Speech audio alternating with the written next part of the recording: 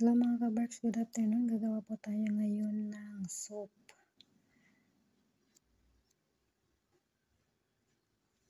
Ayan, unahin natin mga ka-Berks yung celery. 2 piraso to siya. Pakuluan natin dito mga ka-Berks. Tapos yung dahon ng sibuyas, 3 piraso. Tapos yung kamatis na 2 piraso, hiniwa natin ng ganito. 2 piraso. Tapos yung carrots na 2 piraso din na carrots, hiniwa natin siya ng ganito. Tapos yung broccoli.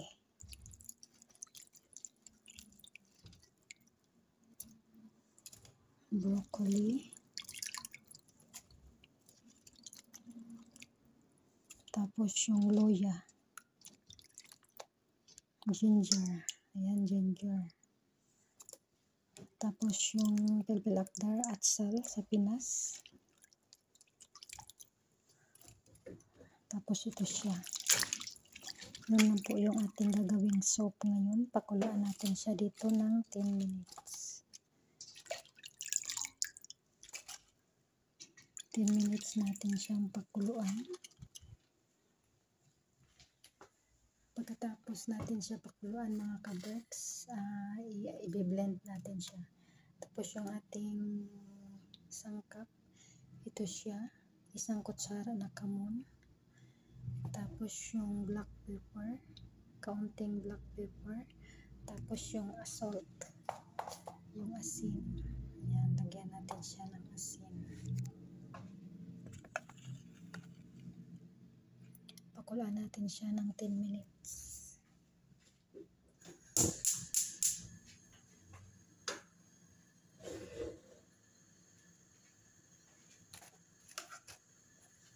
Lagyan natin siya ng kamon.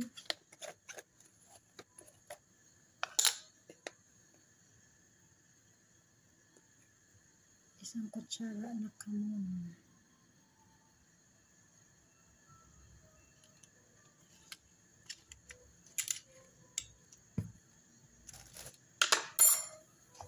Tapos asin. Asin na isang, ano to siya, iodized salt.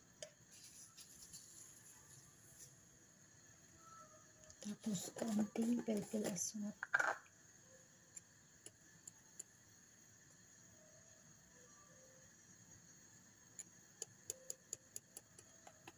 Paminta. Yan siya mga ka-Berks, paminta. Kuluan natin siya ng 10 minutes.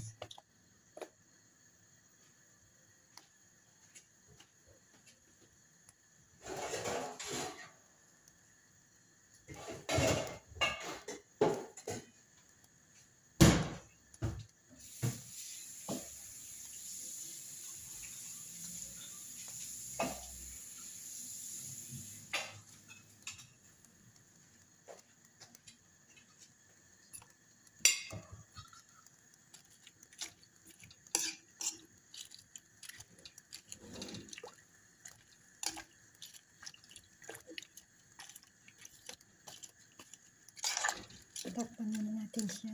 Pakuluan muna natin siya ng 10 minutes. So, balikan natin yan.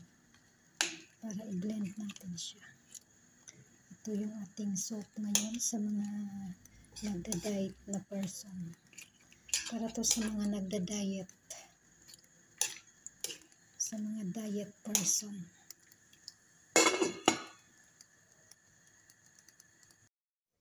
Ayan ang mga ka-Berks. Tapos na siya ng 10 minutes.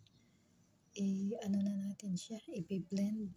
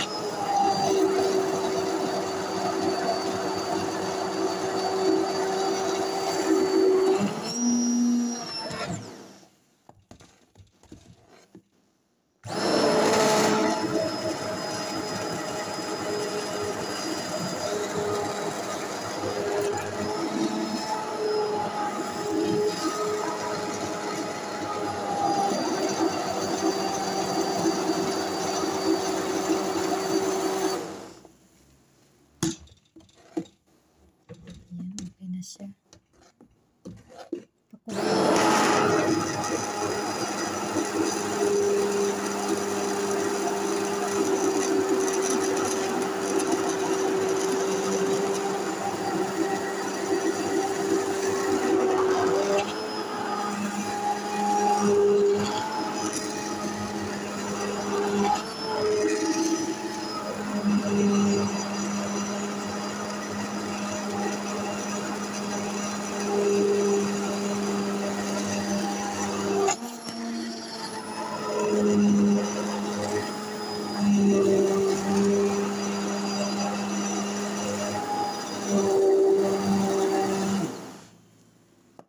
Ayan, pakuluan naman natin siya ngayon ng 5 minutes.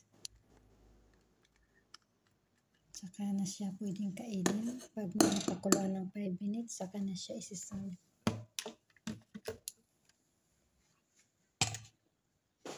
Pakuluan muna natin siya ng 5 minutes.